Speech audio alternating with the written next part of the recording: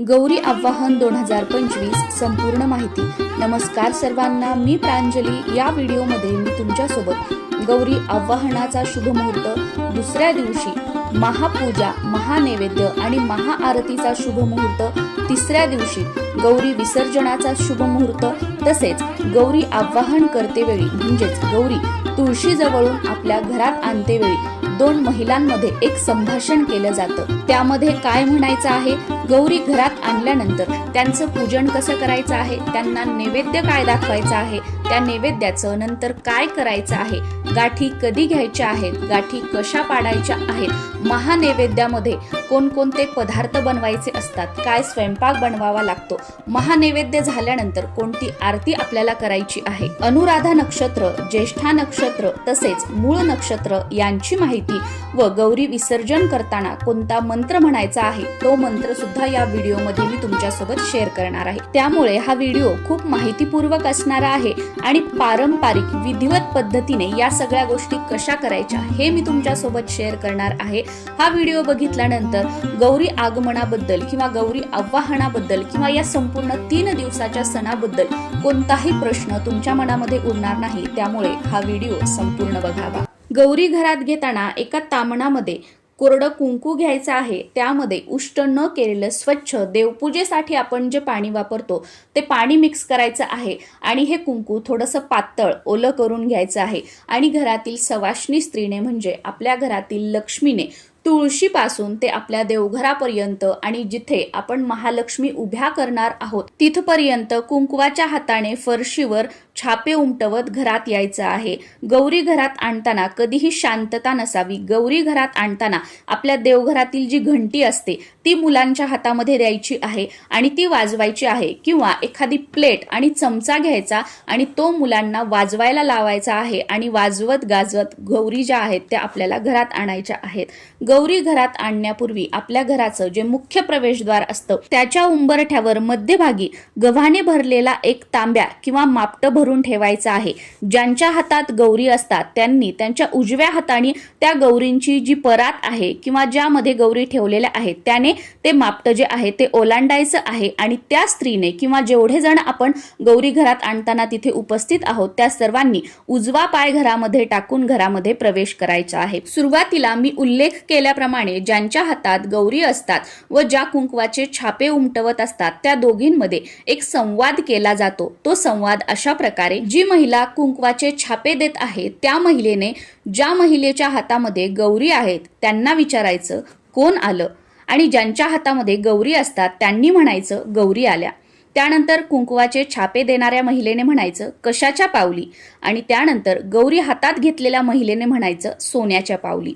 या प्रकारे वेगवेगळ्या पद्धतीने आपल्याला म्हणायचं आहे। जसं की पहिल्या वेळेस सुरुवात आपल्याला अशीच करायची आहे, दुसऱ्या वेळेस सेम छापे देणारीने म्हणायचं कोण आले, गौरी हातात असलेल्या महिलेने म्हणायचं गौरी आल्या, छापे देणारीने विचारायचं कशाच्या पावली, आणि ज्यांच्या हातात गौरी आहेत त्यांनी म्हणायचं घरात सुख समृद्धी घेऊन सोन्याच्या पावली। तिसऱ्या वेळेस कोण आले, गौरी आल्या, कशाच्या पावली, धनधान्य संपत्ती घेऊन सोन्याच्या पावली। चौथ्या वेळेस कोण आलं, गौरी आल्या, कशाच्या पावली, ज्या ज्या गोष्टी तुम्हाला शुभ गोष्टी आपल्या घरामध्ये व्हाव्या वाटतात, आपल्या घरामध्ये कोणकोणते चांगले बदल आपल्याला व्हावे वाटतात त्या सगळ्या गोष्टी एक एक करून तुम्हाला म्हणायच्या आहेत। जसं की बघा, तुमच्या घरामध्ये लग्नाचे मुलं मुली असतील तर त्यांचं लग्न व्हावं, यावर्षी आमच्या घरामध्ये शुभ कार्य मंगल कार्य व्हावं, घरात कोणाचं लग्न झालेलं असेल तर सुनेला संतान प्राप्ती व्हावी, तुमचे मुलं मुली नोकरीच्या प्रयत्नामध्ये असतील त्यांना त्यांच्या मनाप्रमाणे चांगली नोकरी मिळावी, किंवा चहूबाजूने आपल्या घरामध्ये धनधान्याची बरकत व्हावी, धनधान्यामध्ये भरभराट व्हावी, ज्या काही गोष्टी चांगल्या तुम्हाला तुमच्या आयुष्यामध्ये घडाव्या वाटतात त्या सगळ्या गोष्टी एक एक करून तुम्हाला या संवादामध्ये बोलायच्या आहेत।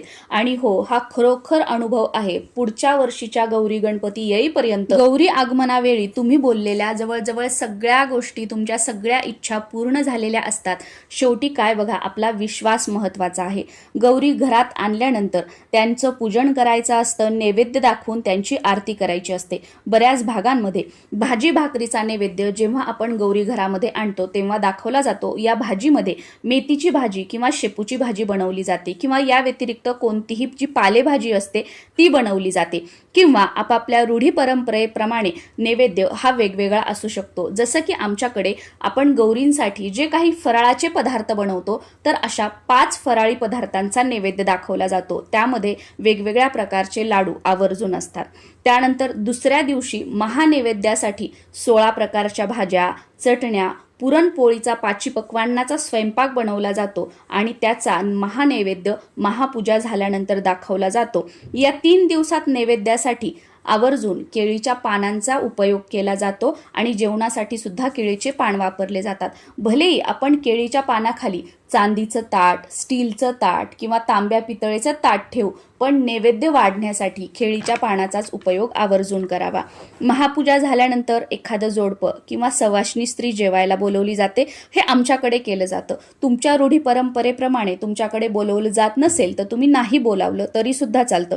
पण या 3 दिवसामध्ये स्पेशली दुसऱ्या दिवशी महापूजेदरम्यान जर आपण एखाद्या सवाष्णी स्त्रीला किंवा जोडप्याला जेवायला बोलवलं तर लक्ष्मी नारायणाचा जोडा मानून त्यांना बोलवायचं असतं आणि लक्ष्मी नारायण स्वरूप मानून त्यांना नमस्कार करायचा असतो व जो काही आपण स्वयंपाक बनवलेला आहे आपल्या गौरींना महानैवेद्य दाखवून झाल्यानंतर तो जो स्वयंपाक असतो तो या जोडप्याला किंवा त्या सवाष्णी स्त्रीला खायला दिला जातो आणि त्यांनी घास खाल्ल्यानंतरच, त्यांनी जेवण उष्ट केल्यानंतरच तो जो स्वयंपाक आहे तो आपण घरातील सदस्यांनी खायचा असतो। अगदी लहानांपासून ते मोठ्यांपर्यंत प्रत्येक जण सवाष्णी ब्राह्मण जेवल्यानंतर किंवा ते जोडपं जेवल्यानंतरच जे अन्न आहे, जे आपण 5 पक्वान्नाचा स्वयंपाक आहे तो बनवलेला आपण खाऊ शकतो।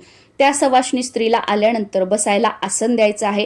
त्यांना जिथे आपण जेवायला वाढणार आहोत त्यांच्या समोर रांगोळी काढायची आहे। सुरुवातीला त्यांना हळद कुंकू लावून घ्यायचं आहे। घरातील सर्वांनी, भलेही बघा 80, 85, 70 वर्षाचे ज्येष्ठ मंडळी जरी घरातील असतील आणि आपण जे जोडपं बोलवलेलं आहे ते वयानं खूप लहान असेल, म्हणजे नवीन लग्न झालेलं किंवा अर्ध्या वयाचे, आपल्यापेक्षा लहान, तरी सुद्धा त्यांच्या आपल्याला पाया पडायचं आहे। कारण का की लक्ष्मी नारायणाची जोडी म्हणून आपण त्यांना जेवायला बोलवलेलं आहे आणि लक्ष्मी नारायण म्हणून आपण त्यांचा मान सन्मान करत आहोत। म्हणून घरातील सर्वांनी त्यांच्या पाया पडायचं आहे आणि त्यानंतर त्यांनी पहिला घास घेतल्यानंतर, त्यांचं जेवण झाल्यानंतर आपण घरातील सर्वांनी ते अन्न उष्ट करायचं आहे।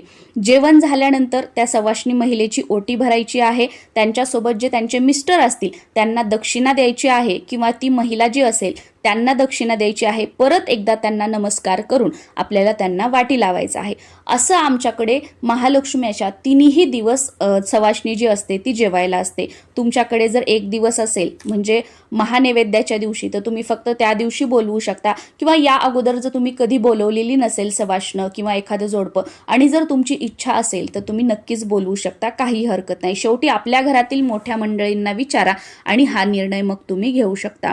तिसऱ्या दिवशी सकाळची पूजा करून आपल्याला दोरे घ्यायचे असतात, गाठी पाडायच्या असतात व संध्याकाळी एकमेकींच्या घरी हळदी कुंकाला जाऊन एकमेकींच्या गौरींचे दर्शन करायचे असते आणि त्या दिवशी रात्री मूळ नक्षत्रावर, मूळ नक्षत्राच्या शुभ मुहूर्तावर गौरींचं विसर्जन करायचं असतं। गौरी विसर्जनाच्या दिवशी गौरींना खीर कानवल्याचा नैवेद्य दाखवायचा असतो। खना नारळाने त्यांची ओटी भरायची असते आणि गौरींचे विसर्जन करण्यापूर्वी पुढच्या वर्षी सोन्याच्या पावली येण्याची त्यांना विनंती करायची असते आणि विसर्जन मंत्र बोलून जे मुखवटे आहेत त्यांना हळद कुंकू वगैरे अर्पण करून घरातील सर्वांनी नमस्कार करून गौरी उतरवायच्या असतात। यंदा 2026 मध्ये 17 सप्टेंबर रोजी ज्येष्ठा गौरींचे आगमन होणार आहे।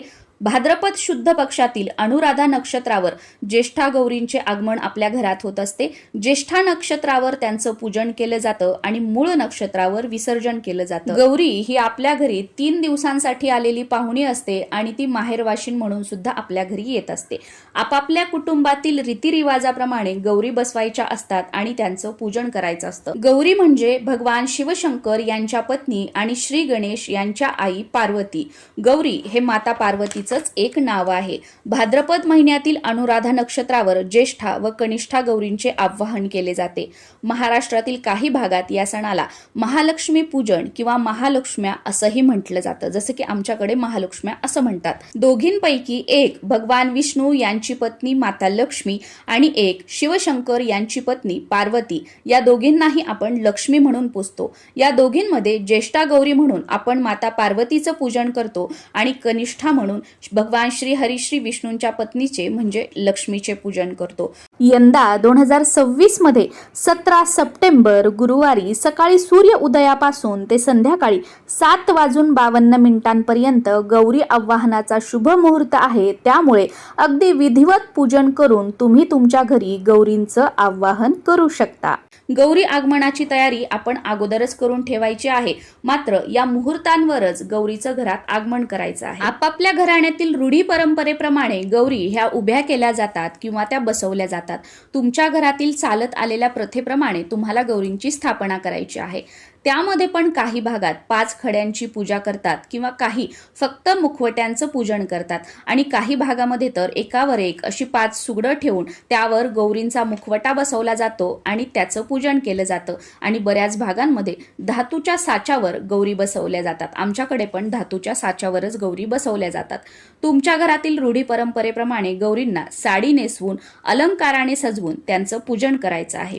गौरींचं आगमन करण्यापूर्वी आपलं घर स्वच्छ करून घ्यायचं आहे। घरातील जाळी जळमट काढून घ्यायची आहेत, अंगण स्वच्छ करायचं आहे, दारात छानशी रांगोळी काढून घ्यायची आहे आणि आवर्जून मुख्य दरवाजाला आंब्याच्या पानांचं तोरण लावायचं आहे आणि आपल्या घरात येणारी लक्ष्मीची पावलं सुद्धा कुंकवाने या दिवशी काढायची आहे किंवा रांगोळीने सुद्धा तुम्ही पावलं काढू शकता आणि त्यावर आवर्जून हळद कुंकू अर्पण करायचं आहे।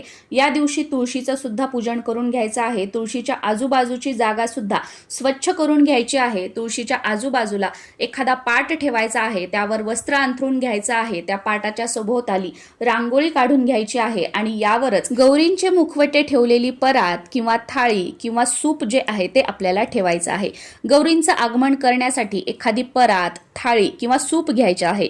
तुमच्याकडे जी परंपरागत चालत आलेली पद्धत आहे ज्यामध्ये गौरींचे मुखवटे ठेवले जातात तेच घ्यायचं आहे आणि त्यामध्ये गहू भरायचे आहेत। त्या गव्हावर हळद कुंकू अर्पण करायचं आहे आणि नंतर त्यावर आपल्याला मुखवटे ठेवायचे आहेत।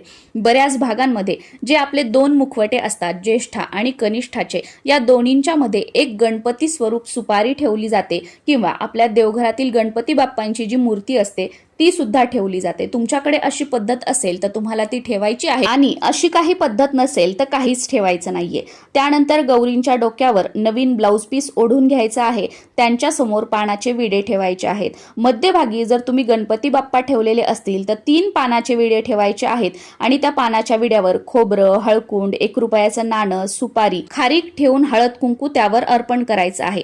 आणि मध्यभागी जर तुमच्याकडे गणपती बाप्पांची मूर्ती किंवा सुपारी ठेवण्याची पद्धत नसेल तर फक्त 2 विडे ठेवायचे आहेत आणि त्यावर हे सामान ठेवायचं आहे।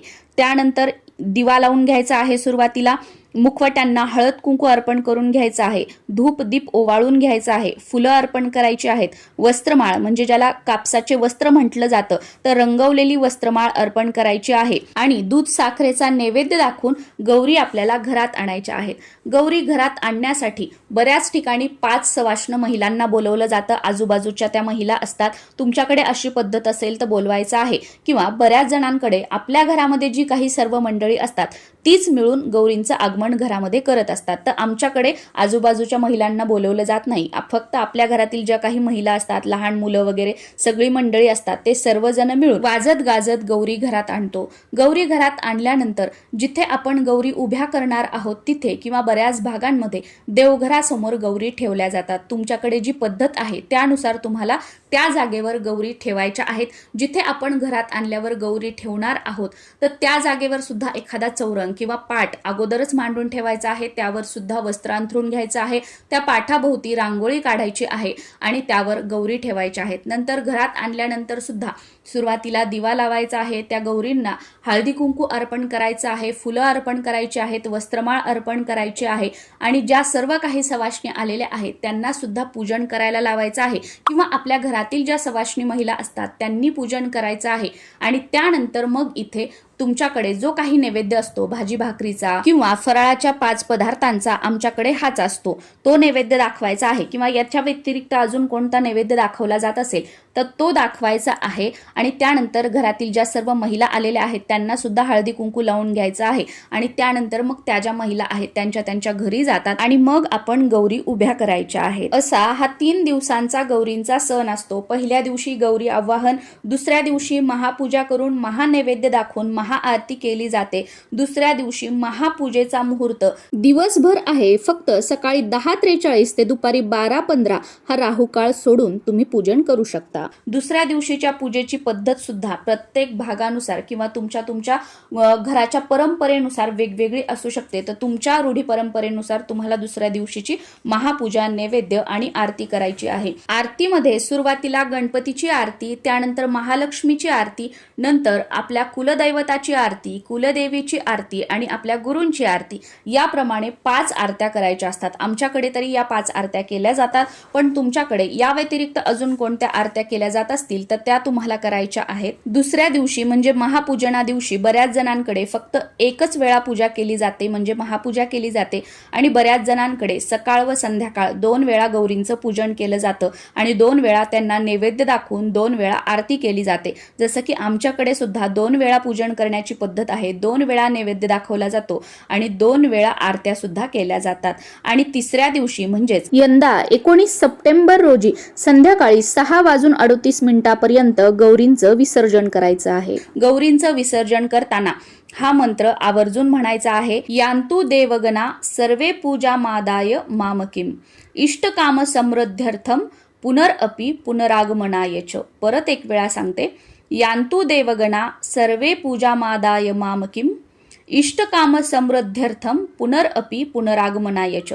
हा मंत्र खाली डिस्क्रिप्शन मध्ये मी तुम्हाला देत आहे, किंवा या मंत्राचा शॉर्ट व्हिडिओ सुद्धा आपल्या चॅनलवर अपलोड झालेला आहे, किंवा तुम्ही माझ्या इंस्टाग्राम अकाउंटवर सुद्धा हा मंत्र ऐकू शकता। माझं इंस्टाग्राम अकाउंट आहे प्रांजली जोशी। याचबरोबर गौरी पूजनामध्ये महापूजेला ज्या आरती केल्या जातात त्या सुद्धा मी आपल्या चॅनलवर अपलोड केलेल्या आहेत। त्या सर्व विदाऊट म्युझिक आहेत, त्यामुळे अगदी पटकन आणि सहज त्या आरती करून होतात। ज्येष्ठा गौरीची कथा सुद्धा मी आपल्या चॅनलवर अपलोड केलेली आहे। याचबरोबर प्रत्यक्ष गणपतीची स्थापना कशी करावी हे करून दाखवलेलं आहे। असे वेगवेगळे व्हिडिओ आपल्या चॅनलवर अपलोड झालेले आहेत, त्यामुळे नक्कीच प्रांजली जोशी या चॅनलला तुम्ही भेट देऊ शकता। आय होप गौरी आवाहनाबद्दल तुम्हाला संपूर्ण माहिती मिळालेली असेल, पण तरी सुद्धा अजून काही प्रश्न तुमच्या मनामध्ये असतील तर खाली कॉमेंटमध्ये तुम्ही विचारू शकता। त्या सर्वांची उत्तरं देण्याचा प्रयत्न मी नक्कीच करेल। आणि या गौरी पूजनाबद्दल अजून देखील व्हिडिओ आपल्या चॅनलवर अपलोड झालेले आहेत, ते तुम्ही बघू शकता। तुम्हाला पडलेले जे काही सर्व प्रश्न आहेत त्यांच्यावरचे सगळे व्हिडिओ चॅनलवर अपलोड झालेले आहेत। नमस्कार।